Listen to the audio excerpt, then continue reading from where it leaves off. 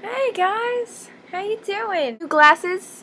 They're much nerdier than my other ones, and my nose piercing. It is time for trip number 2, Canada. Going to Quebec with my grandma tomorrow morning. I have an 11 o'clock flight. I'm going on a plane to Montreal.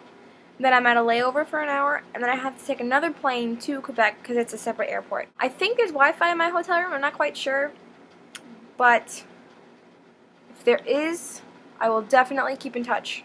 Yeah, so leave me something, leave Sebby something, leave us whatever you want, your usual stuff. And if I owe you anything, please, please, please just leave me a message saying that I owe you. If it's an ask, then I'll get to it when I get back. Don't tell me that I owe you it because obviously I will, since it'll be sitting there waiting for me to answer it. I'll be leaving tomorrow and I come back on Friday.